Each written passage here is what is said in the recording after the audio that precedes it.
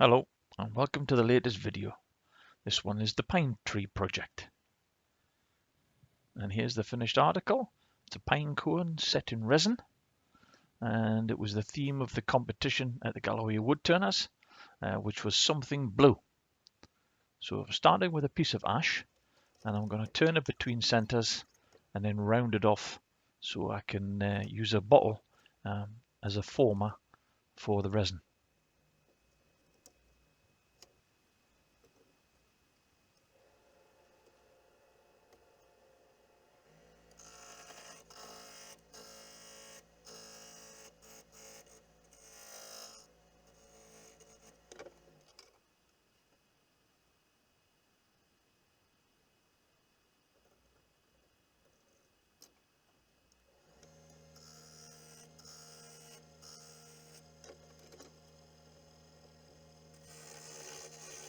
So I'm cleaning the face off now, and I'm preparing to make a spigot on the end so it'll allow the piece to fit into the chuck.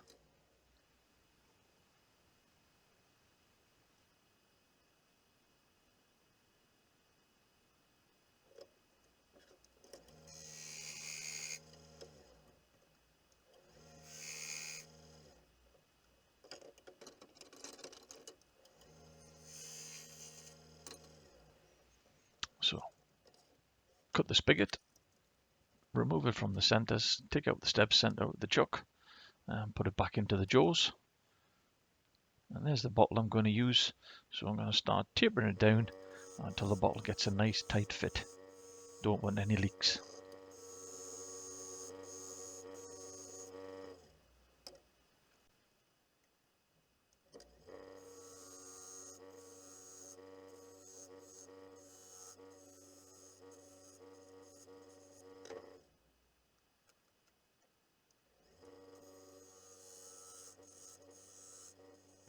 So I'm just taking light cuts on the base and got a nice snug fit for the bottle. So that's the turning finished for now. So over to the workbench. So I've glued the pine cone to the piece of ash, and now I've got a piece of plywood and I've cut a hole so the spigot can sit firmly on the base. So just took a little bit of while to get the scales of the pine cone inside the bottle, but it was a snug, nice fit.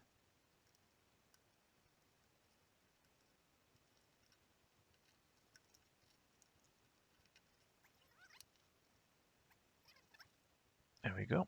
So a little bit of hot glue, try and get a good seal between the bottom bottle and the ash, and just used a bit of duct tape as a bit of extra support. So now it's resin time. So resin I use comes in two parts, and it's a 2-to-1 mix by weight. So put the part A in first, which is the resin, and although it's in 4 times the speed, it does take a long time for this stuff to come out. This is an ultra clear epoxy resin, and just getting the right amount. So this was a bit of a guesstimate. Put the hardener in, and you can see there's a slight discoloration when the hardener goes in. There we are.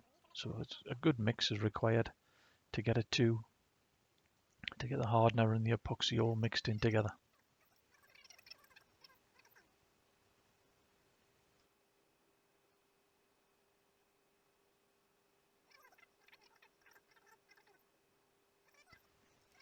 So I've got all the resin all mixed in, and at this stage I was thinking about adding a second colour into the cast. So I picked my blue, which is a metallic ocean blue pigment by Hemway.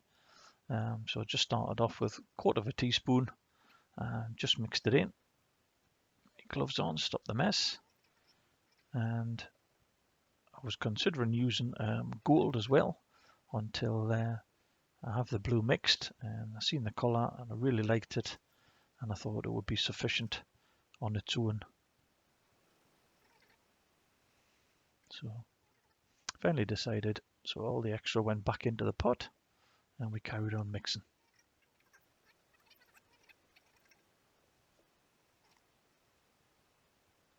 So put a little bit of white glitter powder in just to give it a little bit extra shine. good stir up to make sure all the pigment is fully mixed into the resin.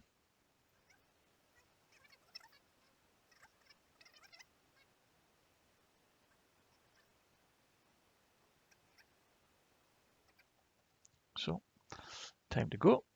So, poured it via the funnel into the bottle. I was fingers crossed when I hit the bottom, so quite pleased we had no leaks. And again, it was question time, had I mixed enough resin?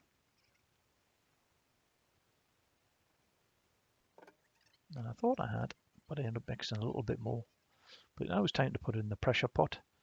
This helps get rid of some of the air bubbles in the resin, time it cures. So all lid clamped down.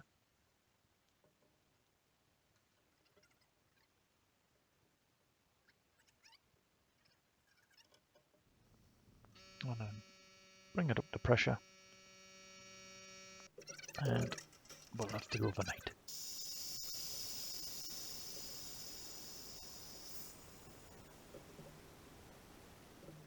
So we come back and let's see what we've got. A little surprised to what I found. Forgotten basic physics and the fact that when things go under pressure it squeezes things, and the bottle had been squashed up against the pine cone, and that had obviously caused some of the resin to spill out. So note to self, thick of containers to use for molds. So on back to the lathe now, cut off some of the excess resin.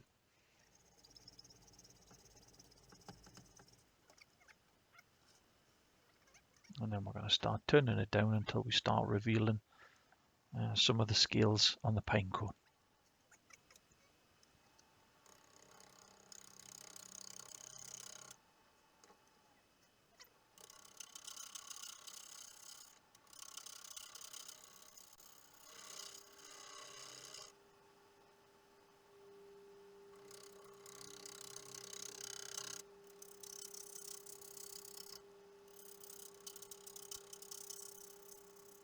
So turning the resin down, exposing the pine cone, and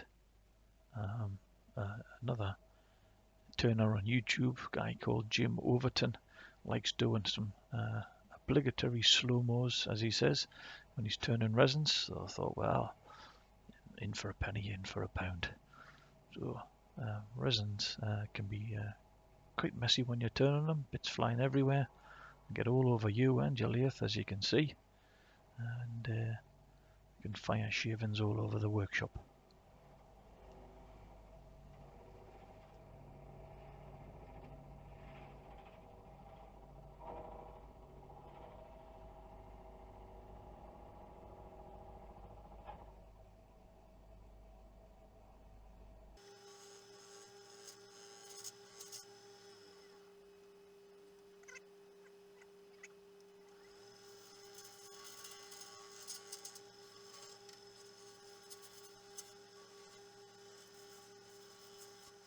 So nearly finished the turning, just taking some light cuts, and now I've turned my attention to the base.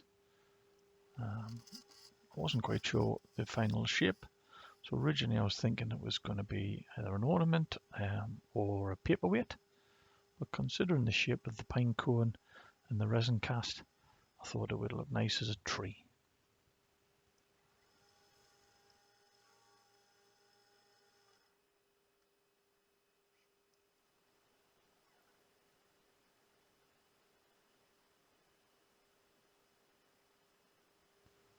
So just using some medium compound CA glue just to put them on the ends of the scales on the pine cone to help harden them up.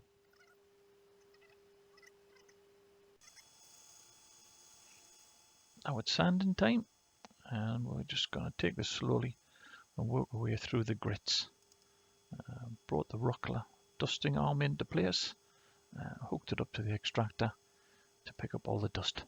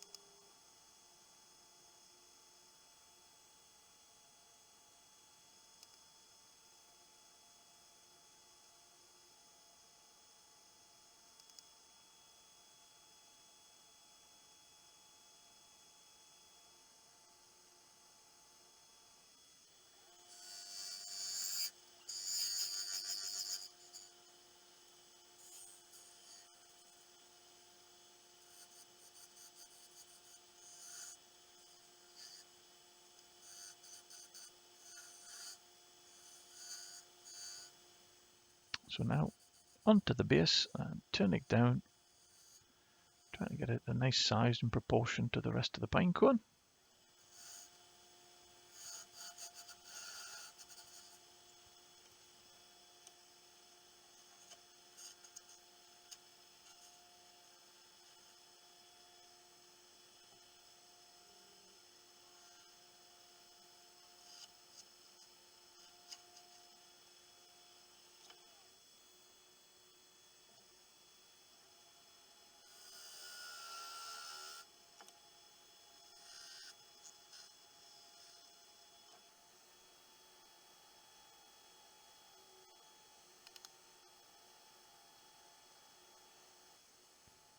So now we're up to around the final grit, about 1000 grit.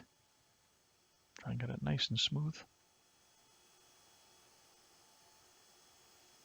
I think the last pad I used was around 1500. So tidied up the top, pulled the tailstock back. Just thought put a couple of little decorative lines on the bottom and burn some marks in, just using a wire and friction. And learned something new with this project. Previous resin projects, I've used friction polish as I'm doing now, but I find the bigger the projects, it's hard to try and keep the polish flowing. So note to oneself. So there we go. That's the finished piece. See you soon.